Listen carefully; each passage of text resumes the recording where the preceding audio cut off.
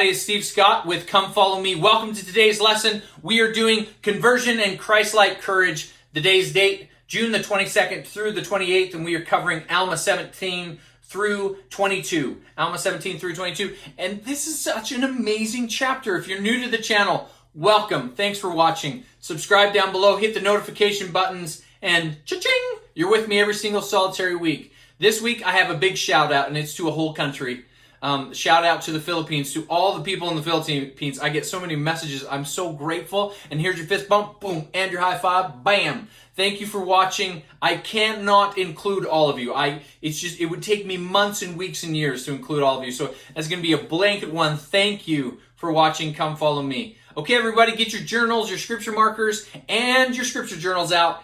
Did I say that right? Journals, scripture markers, and your scriptures out. It's time for us to connect up. You're going to need to get everything out today because you are going to have to work at this one today.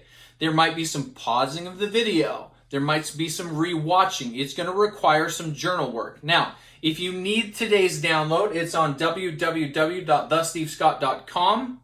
Thank you for your patience with the downloads. I work on them throughout the week. Last week I had a bit of a delay. We had some website issues, but we got them fixed. Okay, so we're at thestevescott.com. You can find it there. And it's just so awesome that you guys are following along. Get your stuff out because we're going to talk about Ammon today. And we're going to talk about a lot of people. We're going to talk about conversion. Now, right now where I'm at, there's a lot of cars that drive by my house on the way to a national park.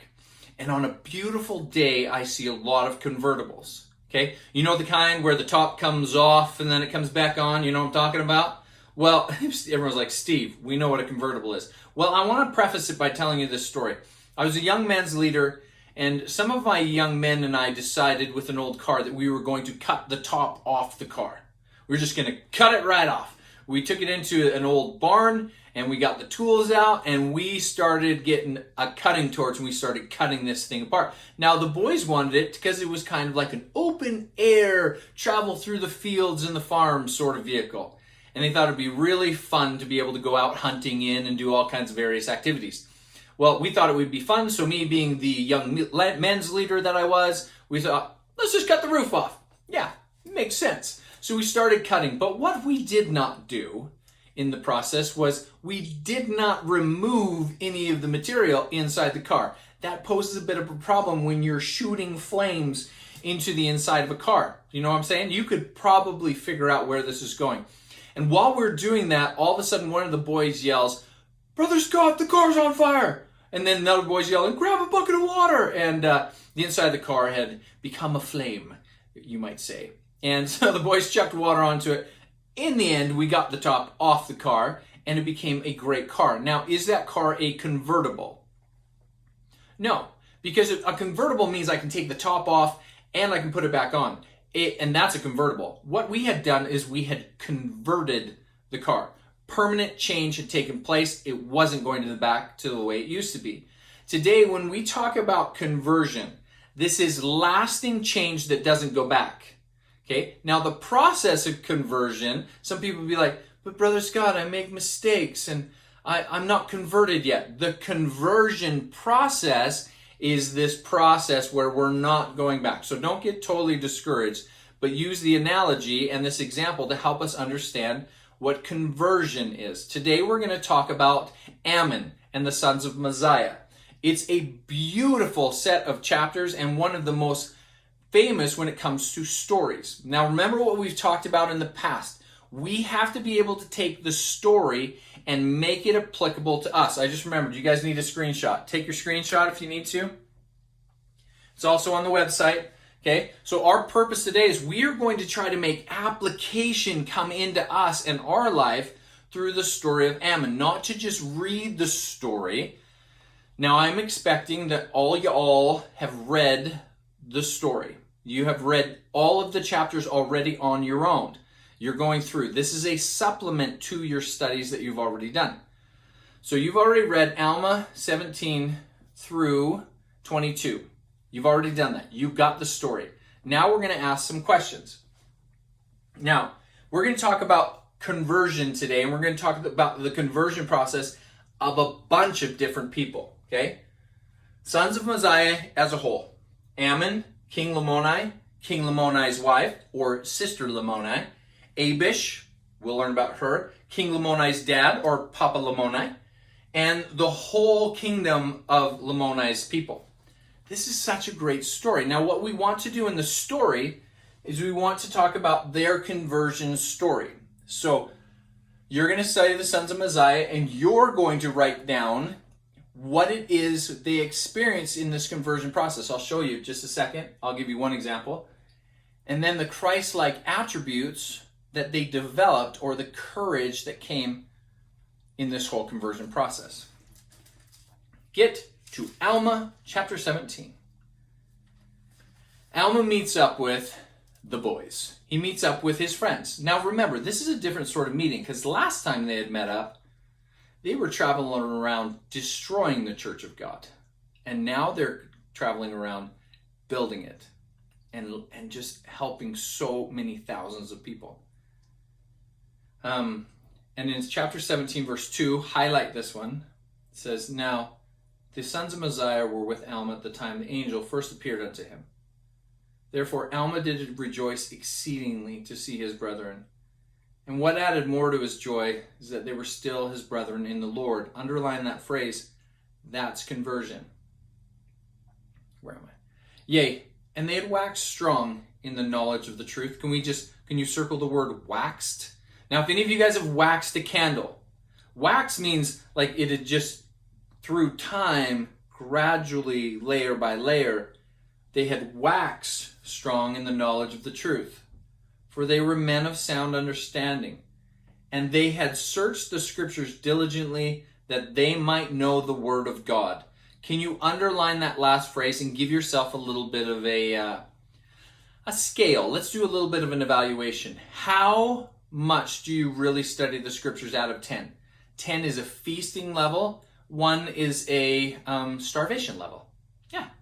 So 1 out of 10, how are you studying your scriptures? But this is not all. They had given themselves to much prayer and fasting. Therefore, they had the spirit of prophecy and the spirit of revelation. And when they taught with the power and authority of God. Guys, these guys are amazing. So in their conversion story, or as it goes, would you fill in the blanks right here on what they had done in their conversion process to help? What had they done? So it said they had waxed strong by studying the scriptures, by fasting and praying much, seeking the Spirit, and then that was that. What attributes had they gained in the process of doing this conversion story? Like these guys, faithful, diligent, like they had diligently studied the word. That is a Christ-like attribute, to be diligent. And write that right here. What I want you to do is I want you to uncover what it is about this story that I can make application to. Now, here's a couple questions that I wrote down below. What did they learn that I can apply in my life? Right there. And number 2 is, what attributes can I work on in my own life? Out of this list over here. So you're going to create this list on your own. I'm not going to do it for you. It's really important that you do this. Some journal questions. What can you do now to be a better instrument in the hand of God? Question number 2. What has your personal conversion looked like? And number 3. What attributes have you learned along the way of your conversion process? These are awesome questions to be able to ask yourself as you study this week's lesson. Now we get into what they did. Let's look in verse 9. Alma 17, verse 9. "And it came to pass that they journeyed many days in the wilderness, and they fasted much, and prayed much, that the Lord would grant unto them a portion of his Spirit to go with them, and abide with them, that they might be an instrument in the hands of God to bring, if it were possible, their brethren the Lamanites to the knowledge of the truth, to the knowledge of the baseness of their traditions of their fathers, which were not correct." Let's talk about instruments for a second. Instruments, in the 8th grade, I think I was the 8th grade, I wanted to go play percussion in the band. You know what I mean? Like, you could kind of see it in me that you'd be like, yeah, he's kind of loud. So I like to be able to drum and make the sound, and I wanted to be able to be in percussion and banging things, and I didn't so much want the cymbal, like the little triangle thing. Not interested. But I wanted it. I went to the band, went to the class, and the band teacher says, oh, you know what we need? We need a tuba player. And I was like, what? A tuba player? Tuba. Are you kidding? Like, I don't play the tuba. Like, I don't even know what you're talking about. He's like, we need a tuba player. Steve, sit down. You are now the tuba player. And I was like, I don't even know the notes. Like, he said, you can learn. And I was like, but I don't want to. But in the end, I was the tuba player. Yep, I was. I know. Best tuba player around. But I didn't know the notes. But I memorized that little dot meant this, or that little dot meant this, or that meant this, and the band instructor would be like, Steve, play a B flat, and I'd be like, and he'd be like, oh, why did I do this? But I learned, and I played the tuba. Now, when we play an instrument, okay, if I play the piano, I play the guitar, I play the tuba, at least I used to, and I know that's very attractive. And when I did that, I want the instrument to play what I want it to play. I want it to do what I want it to do. Now, it takes practice, it takes time, it takes learning, and to be an instrument in the hands of God. Look what they did. They had fasted and prayed much that the Spirit would go with them so that they could be an instrument. They didn't just walk out there being like, we're off to find the wizard, the wonderful Wizard of Oz, and we will be instruments. That's not what they did. They had to do something to be an instrument, to be prepared, to be worthy, to be able, to allow the Lord to be able to work through them. Okay? So Ammon makes a decision. They split ways. And Ammon makes a decision that he's going to go to this part of the Lamanites. And Ammon goes to the land of Ishmael in verse 19. And Ammon went to the land of Ishmael, the land being called after the sons of Ishmael, who were also became Lamanites. And as Ammon entered into the land of Ishmael, the Lamanites took him and bound him, as was their custom to bind all Nephites who fell into their hands. Be like, oh, it's you? Come here. Be like, all right, fine. And thus they were left to the pleasure of the king to slay them or retain them in captivity, or to cast them into prison, or to cast them out of his land, according as he wanted. So we'd be like, guys, we got to take you to the king. We don't know what's going to happen, so good luck. And thus Ammon was carried before the king who was over the land of Ishmael, and his name was Lamoni, and he was a descendant of Ishmael. And the king inquired of Ammon if it was his desire to dwell in the land among the Nephites or among his people.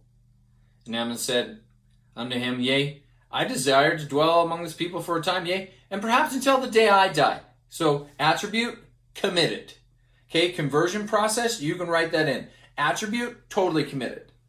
And the king hears this and he's like, whoa, I like this kid. He's handsome, dedicated, nice little Nephite hanging out here.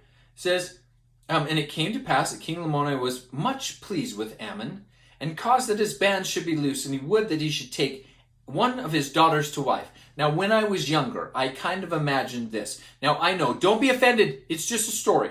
This is what I thought in my head. Now, I imagined the first time I saw that King Lamoni is like, you can live with us forever, and here's one of my daughters to wife. And Ammon looks over, he's like, huh! He's like, no, I'll be your servant forever.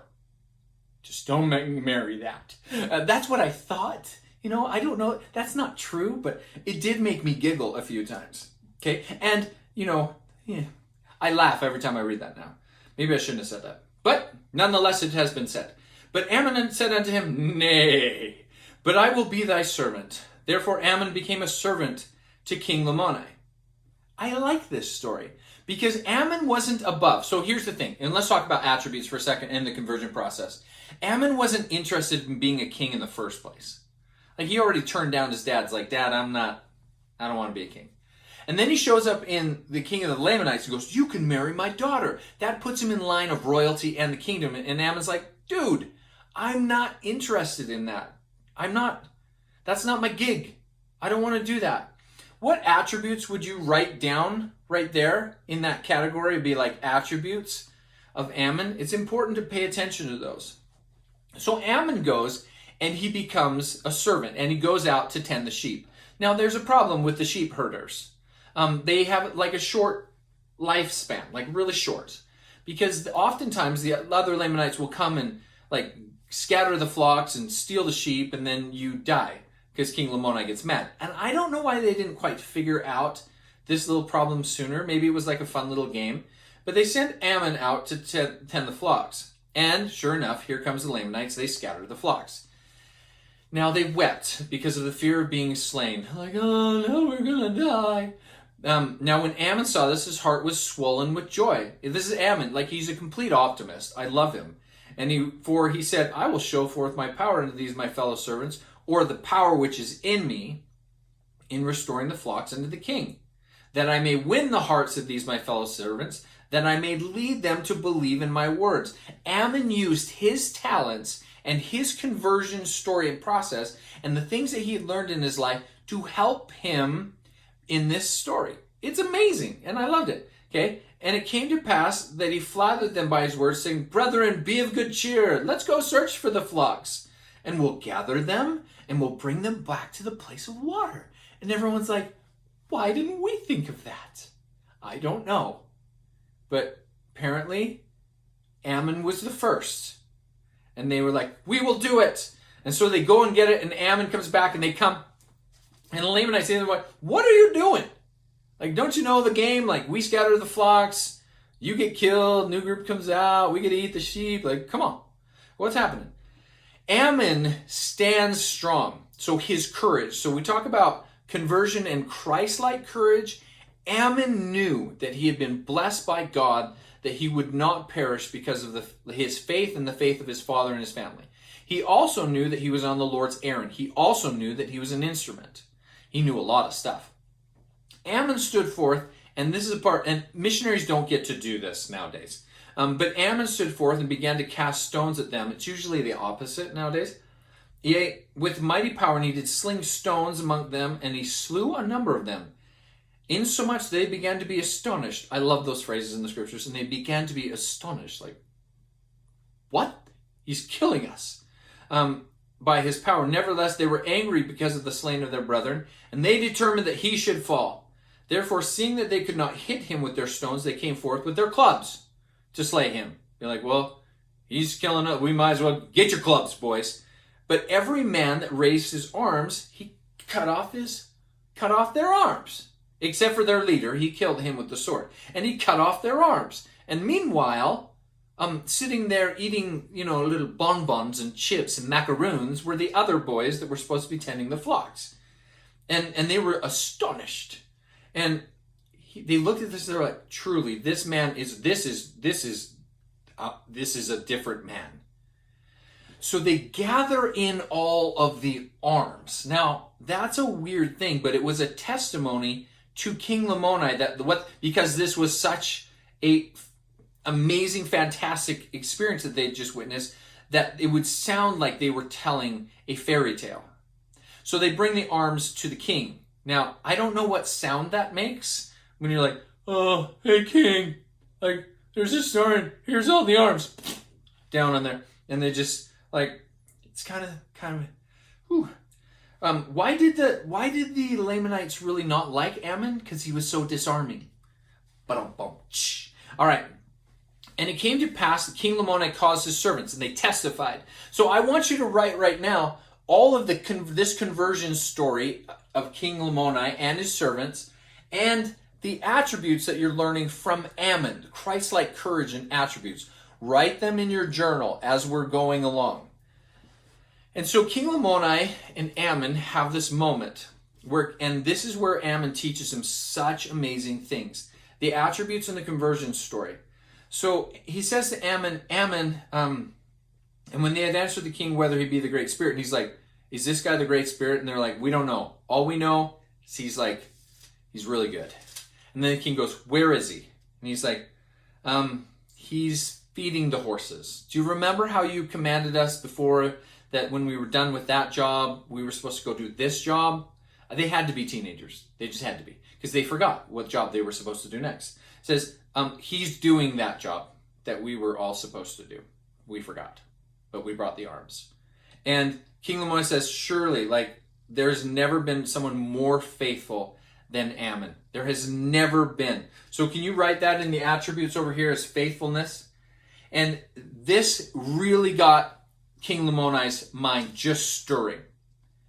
And in this process, Ammon comes and stands before him. And they said, Ammon, the king, wants to talk to you. So it comes in there, and they get him ready, and he comes in, he stands in front of King Lamoni. This is one of my favorite stories, because I love what happens. And it came to pass, verse 14, therefore Ammon turned himself unto the king, said unto him, what wilt thou that I should do for thee, O king? And the king answered him, not for the space of an hour, according to their time. This would make a horrible movie. Do you know what I mean? Like, pan to Adam, shot at King Lamoni, go to commercial. Silence to King. You know what I mean? Like, it was a long time. How many guys, like, uncomfortable with 30 seconds of silence? And here's King Lamoni staring at Ammon for an hour. An hour! And then, I just like this story. It says, and came to pass that Ammon, being filled with the Spirit, this is verse 16, says, therefore he perceived the thoughts of the king, and he said unto him, Is it because thou hast heard that I defended thy servants and the flocks, and I slew 7 of the brethren with the sling and with the sword, and smote off their arms in order to defend? Is that what's going on here? I like how he perceived his thoughts. Like, Ammon was totally clueless. It's just funny. Do you know what I mean? And I say unto thee, is this what? And King Lamoni says, yeah, I'm a little curious. Are you the Great Spirit? No, I'm not. But I have some things I want to tell you, King, where I get this from. And the king says in verse 23, and the king answered him, yea, I will believe all thy words. This phrase right here, and thus he was caught with guile, means strategy or stratagem, meaning this was this is what Ammon wanted the most. Like, Ammon was like, please, I just want you to listen to me about my heavenly Father and the power that's in there. In this conversion process of King Lamoni, can you write down his process? Like, he sees the power of God. He is then willing to do whatever it takes, and then he is taught. And he said, do you believe in God? He's like, I don't know God, but I mean, I believe in like a higher power. Like, do you believe in the Great Spirit? Yeah, this is God. Ammon meets him right where he's at. Just says, this is God. And he's like, I believe that he's done all these things. And Ammon teaches him that a portion of this great spirit lived like in him, and that's why he's able to do all these things. And he rehearsed unto him the plan of salvation. He rehearsed unto him like the rebellions of Laman and Lemuel. He expounded the plan of redemption in verse 39. He talked about Christ. And after he talks about Christ and the redemptive power of Christ, in verse 41, and he began to cry, and it came, verse 40, and it came to pass that he had said all these things and expounded unto them to the king, that the king believed all his words. Highlight that. That's part of the conversion process. These are things that he had never known before, and now they sunk deep into his heart. And he said, O Lord, have mercy, abundant mercy upon me and upon my people. And then he passes out. I mean, this creates a bit of a problem. Do you know what I mean? Ammon's in there, and the king, he falls over, and Ammon's just killed a bunch of people, but they don't know that, and the king just passes out. Spiritual coma. And they take him and put him on the bed, and then King Lamoni's wife comes. So let's talk, like, the conversion process is now happening for King Lamoni. Like, in dreams, and while he's unconscious, he's having these visions and these dreams. And then King Lamoni's wife, Sister Lamoni, comes in and comes to Ammon and says, I love this part where she's like, I want to talk to you, Ammon. Like, he's been laying there for 2 days, and some people say that he stinks and he's dead, but of myself he doth not stink. In other words, I don't think he's dead. Can you help me? Ammon teaches her in this conversion process, and I want you to read it on your own. And then she passes out. And then she has this experience. And so people are just passing out all over, like spiritual coma. And then we get to Abish, who I think, there's only 5 women mentioned by name in the Book of Mormon. Okay? And Abish is one of them. It was such an amazing, faith-filled moment. I mean, we could just talk about Abish all day long. Abish, in verse 16, already had a spiritual experience on the belief of her father. So when we talk about the conversion of Abish, verse 16, it came to pass they did call on the name of the Lord in their might, even till they had all fallen to the earth, save it were one of the Lamanitish women, whose name was Abish. She having been converted unto the Lord for many years, on an account of a remarkable vision of her father. That's an interesting little statement right there, because we get insight into the Lamanites were having spiritual experiences, some of them. And even Abish, but she kept it quiet because she was not in a place that she could share it for fear that she would lose her life. And there are many people throughout the world, in individual families and in countries, that are having these moments where the Spirit of the Lord rests on them, and they can't, and for years they just have this experience in their hearts. Could you just study this little experience about Abish? And then, thus having been converted to the Lord and never having made it known, therefore, when she saw that the servants of Lamoni had fallen to the earth, and also the queen and the king and Ammon, she knew that it was the power of God. And she ran from house to house, gathering people and teaching them, come and see, come and see. And there was another group saying, come and kill. Let's finish these guys off. He's hurting the king. Abish conversion, and this little moment with Abish is a big conversion part. Are you a lot like Abish? Like, you keep things quiet in your heart, you don't really say a lot, but you want to be able to say it? There will be moments where you can share, where you're able. Some people will say, Steve, I didn't have a conversion story like King Lamoni and passed out. Very rarely do people have that. But it is a conversion process of step by step and waxing strong, like the sons of Mosiah. Do you notice how there's lots of conversion stories in here? And it's so important that you look through here and you talk about the conversion stories, and you talk about like what they did. Like King Lamoni's dad. After this experience with King Lamoni is traveling to his father's, and Ammon goes with him. Ammon goes with him, and his dad finds him and goes, whoa, what are you doing with this Nephite? And he's like, Dad, I got to tell you a story about this Nephite. And he's like, no, you're with the Nephite. He's like he's dead. And he goes to like get in a fight, and Ammon steps in, and it's all this. And the same thing happens with King Lamoni's dad, or Papa Lamoni. So you can read that story, but I want you to do the same thing. I want you, if you could, to please look at the conversion story and the Christ-like attributes that were developed by King Lamoni's dad. See, King Lamoni's dad, or Papa Lamoni, was like, I'll do anything to know why Ammon loves my son so much, and why he was willing to give, like, not even take part of my kingdom. He wouldn't kill me. Like, what is the deal with this guy? And then Aaron goes and he has this experience, his brother, and we get to learn a little bit about Aaron and his experience.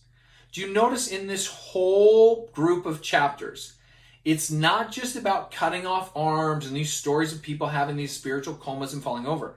It is about the conversion process and how it happened to them. And in the process, they developed these Christ-like attributes that change them forever. Do you see it? Do you hear it? Do you see what's happening in the conversion process?